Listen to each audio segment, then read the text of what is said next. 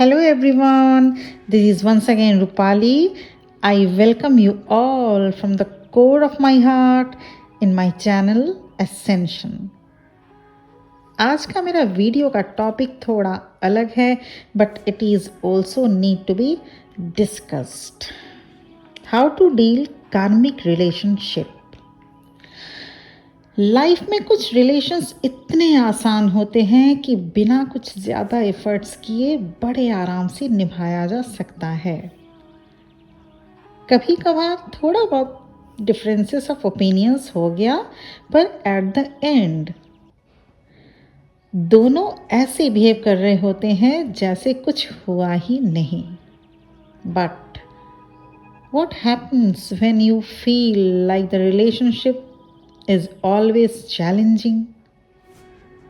अगर आपको खुद को पहचानना मुश्किल हो जाए और ज़िंदगी एक बोझ सी लगने लगे तो भगवान ना करे अगर आप में से कोई इस टाइप के सिचुएशन में ट्रैप्ड हैं, then this video is going to be very helpful. So what is the meaning of karmic relationship? जहाँ तक एस्ट्रोलॉजी से देखा जाए तो कार्मिक रिलेशनशिप तभी लाइफ में एनकाउंटर होती है जब उन दोनों सोल्स की जो सफ़र कर रहे होते हैं उन दोनों सोल्स की कुछ अनरिजॉल्व्ड इश्यूज पास्ट लाइफ से चले आ रहे होते हैं जिनको इस लाइफ टाइम में सॉल्व करना होता है. तब वे दोनों सोल्स फिर से इस लाइफ में मिलकर अपने अपने कार्मा को बैलेंस कर रहे होते हैं, क्योंकि ये हो सकता है कि उन दोनों सोल्स की पिछली ज़िंदगी एक दूसरे के साथ उतनी प्लीजेंट न रही हो. चलिए, अब ये तो रहा एस्ट्रोलॉजी की बातें. कार्मिक रिलेशनशिप को ऐसे भी डिफाइन किया जा सकता है, दोनों पर्सन की आपस में केमिस्ट्री नहीं होगी. These relationships also are extremely fragile and toxic. थोड़ा सा झटका लगा कांच के जैसे टूट गया. ऐसे रिलेशनशिप में jealousy, trust issues and possessiveness भी देखा गया है. ऑन ऑफ सिचुएशन भी कार्मिक रिलेशनशिप में पाया जाता है. अब ये तो हो गया डेफिनेशन कि कार्मिक रिलेशनशिप कहते किसको हैं. Now what are the science of karmic relationship. Apparently आप सोच सकते हैं कि अगर कोई ऐसा है किसी के लाइफ में तो उसके विदाउट एनी डिले छोड़ देना चाहिए.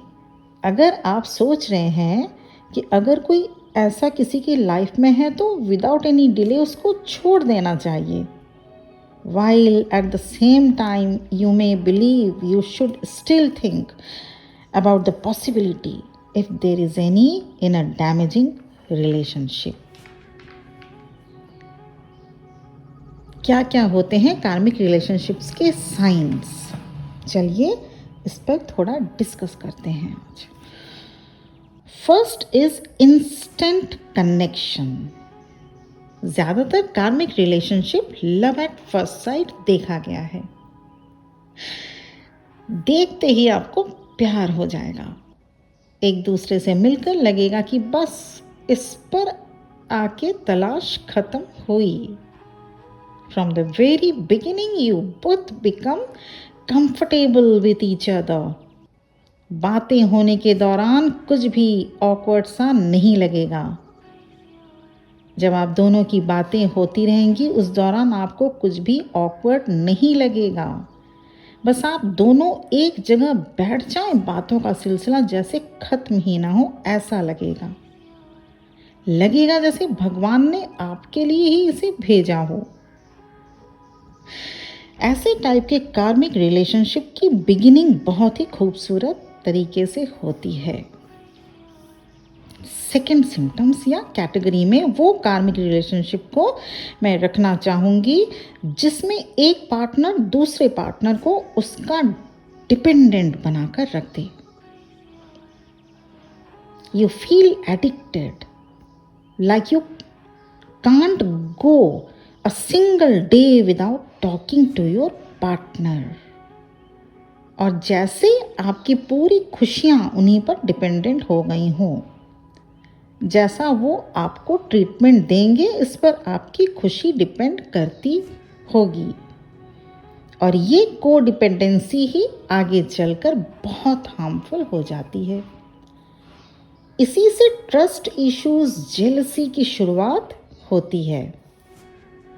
Now third sign of karmic relationship या कैटेगरी ये होगा, आपको अपने पार्टनर का साथ छोड़ने में बहुत डर लगेगा। आप सोचेंगे कि अगर आपने इसको छोड़ दिया तो फिर आपका फ्यूचर क्या होगा, क्योंकि तब तक आप उनके यूज्ड टू हो चुके होते हैं। और हो सकता हो आपको ये भी लगे कि आपको शायद इस पर्सन से अच्छा कोई और मिल नहीं पाएगा फ्यूचर में। फोर्थ कैटेगरी या साइन कार्मिक रिलेशनशिप्स की, मान लीजिए कोई एक इशू है जिसके लिए आप दोनों की फाइट हो रही है, वो इशू कभी भी सॉल्व हो ही नहीं पाएगी, या फिर अगर हो गई तो बैक टू बैक कोई दूसरी इशू आ जाएगी और दोनों कभी भी पीसफुली रह नहीं पाते हैं क्योंकि इश्यूज खत्म ही नहीं होता। This incapability to resolve an issue makes you feel like you are never going to work through them. तो इश्यूज का अनसॉल्व होना या बैक टू बैक इश्यूज का आ जाना, ये भी एक कैटेगरी या ये भी एक साइन है कार्मिक रिलेशनशिप का। द फिफ्थ साइन कार्मिक रिलेशनशिप की होती है कि आपके पार्टनर आपके अंदर जो एक डिमॉन छुपा हुआ है उसको बाहर निकाल कर रख देते हैं। आप जितना चाहेंगे कि आप कूल रहें, पर कुछ ऐसा हो जाता है जिससे आप अपने अंदर का असली चेहरा दिखाने पर मजबूर हो जाते हैं। आपकी एंगर की क्या हदें हैं ये शो हो जाती हैं। आपके पेशेंस की क्या लिमिट है ये शो हो जाती हैं। It happens by testing your patience energy every single day. It happens by testing your patience every single day. दोनों की फाइट बुरी तरह से होती होगी, इसमें कोई भी लिहाज नहीं रखा जाता होगा। आपको अपने ऊपर विश्वास नहीं हो पाएगा। ये वही पर्सन है जिससे आपने कभी प्यार किया था, जिसको आपने कभी बहुत चाहा था। और यही होता है कार्मिक रिलेशनशिप का मेन पर्पस, आपको लेसन देना जो आप किसी और तरीके से सीख नहीं सकते थे। आपको आपकी ही गलतियों से परिचय कराता है कार्मिक रिलेशनशिप। आप सोच रहे होंगे कि मैम ये क्या बोल रही हैं, क्या हमारी गलती होती है? पर अभी एक गलती आप मानेंगे। अच्छे से सोचे समझे बगैर सिर्फ इमोशंस के बहाव में आकर आप उसे चूज़ कर लेते हैं, उसे प्यार कर लेते हैं, जिसको आप बाद में अपनी भूल मान बैठते हैं। ये सबसे बड़ी गलती, पहली गलती आप लोगों की यहीं पे होती है। If you are love married then, तो ये आपकी पहली गलती हुई। और ऐसा होता है इसलिए जो कुछ भी आप दोनों में हुआ, that was not true love, that was infatuation only. कोई चाहे वेइंग मशीन से जितना भी भाग ले, इससे उसका वेट कम नहीं हो जाता। अब ये तो हो गए कुछ साइन कार्मिक रिलेशनशिप के। अब कैसे इसको हैंडल करें वो भी तो बताना ज़रूरी है। If you are gone through the signs and think you are definitely in one, तो हो सकता है आप थोड़ा हर्ट भी हुए हों इन सभी रियलिटीज़ को जानकर। देखिए, चेंज की पहली शुरुआत आपको करनी होगी और आप ही हैं जो इस मिथ से अपने आप को निकाल पाएंगे। यहाँ मैं कुछ पॉइंट्स बता रही हूँ, अगर आपको ठीक लगे you can do to speed up that process. So the very first point या फर्स्ट रेमेडी इज कम्युनिकेशन। ज़्यादातर रिलेशनशिप को सिर्फ इफेक्टिव कम्युनिकेशन से ही सॉल्व किया जा सकता है, इसलिए कंस्ट्रक्टिव डायलॉग का सहारा लेकर आप ऐसे सिचुएशन को हैंडल कर सकते हैं, न कि बातें बंद करके या सोशल मीडिया से एक दूसरे को ब्लॉक करके। बैठकर बातें करने से चीज़ें सुलझती हैं, न कि बात बंद कर देने से। इससे एक दूसरे के मन का पता नहीं लग पाता। So talk should be effective, cool headedly and to the point only, and be a good listener also। सिर्फ सुनाना ही नहीं, सुनना भी होगा एक दूसरे को। सेकेंड पॉइंट या सेकेंड रेमेडी ये है forgive your partner as you forgive yourself. जैसा आप अपने को माफ़ कर पाते हैं, ठीक उसी तरह अपने पार्टनर को भी माफ़ करना सीखें। Holding grudges and planning revenge will only leave you missing about in a toxic swamp. मैं मानती हूँ किसी को माफ़ करना इतना आसान नहीं। For that you need a lot of maturity.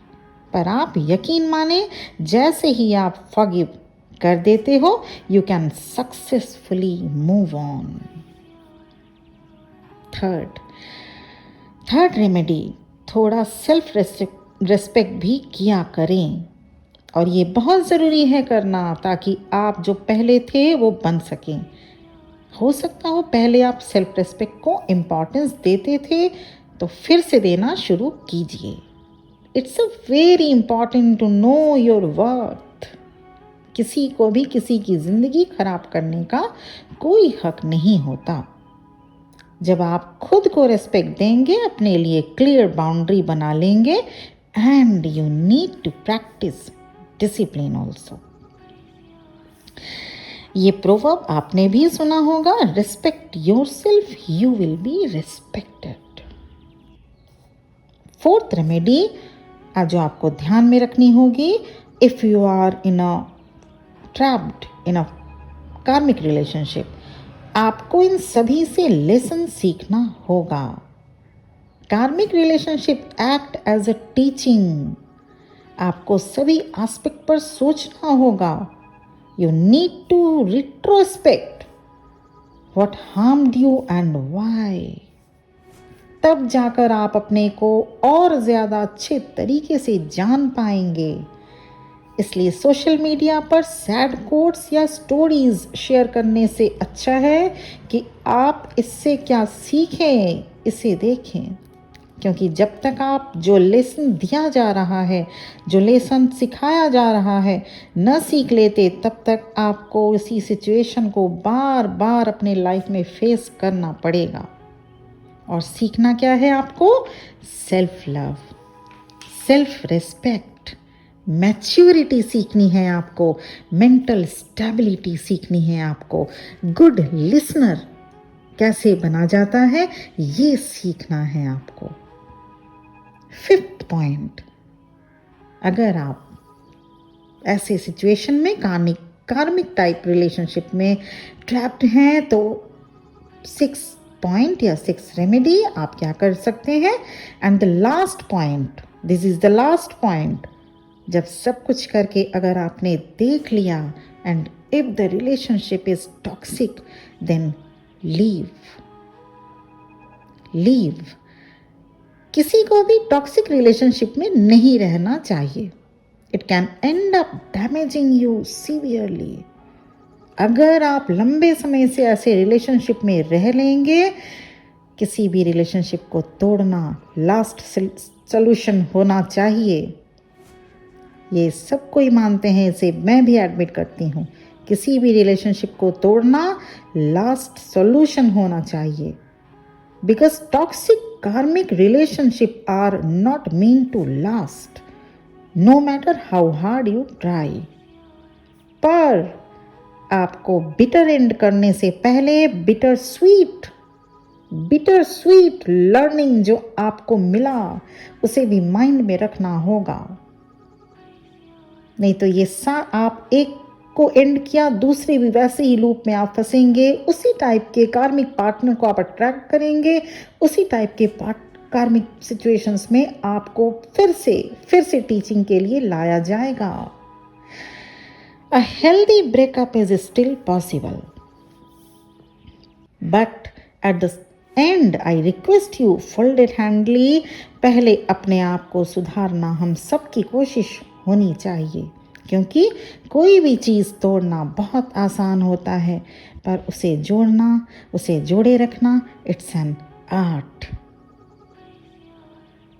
Agreed? In spirituality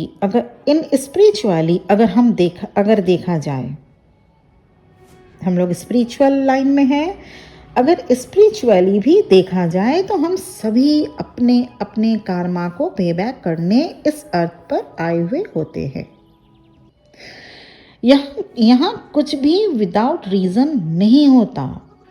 हम जो कुछ भी पास्ट लाइफ में कार्मा किए हुए होते हैं, उसी का रिजल्ट, उसी का रिपार्केशन हमें इस लाइफ में भुगतना पड़ता है। कुछ अच्छा किए तो बहुत अच्छा, कुछ भूल चूक हो गई तो वो भी भुगतना पड़ता है, क्योंकि भूल तो हम जाते हैं कि हमने क्या किया पास्ट लाइफ में, क्या कुछ कर रखा था पास्ट लाइफ में। सोल कभी नहीं भूलती, हमारी सोल कभी नहीं भूलती। हम सब भूल चुके होते हैं कि हमने अपने पास्ट लाइफ्स में क्या क्या करा, क्या क्या किया होगा, किसके साथ। लेकिन सोल, हम सबकी सोल ये कभी नहीं भूलती। ओके, तो इसी के साथ सभी बड़ों को मेरा नमस्कार और छोटों को ढेर सारा प्यार और आशीर्वाद के साथ आज का मेरा वीडियो यहीं पर एंड होता है। आप सब बहुत खुश रहें और इसको जस्ट एज अ गाइडेंस लें। ये वीडियो बनाने का मेरा सिर्फ मोटो यही है कि आपको थोड़ा सा गाइडेंस मैं दे पाऊँ। बाकी लाइफ आपकी है, सिचुएशंस आपकी है, आपको 100% हक है, राइट है आपको अपने लाइफ के डिसीजन लेने का। Okay, thank you for listening to me. ओम नमः शिवाय।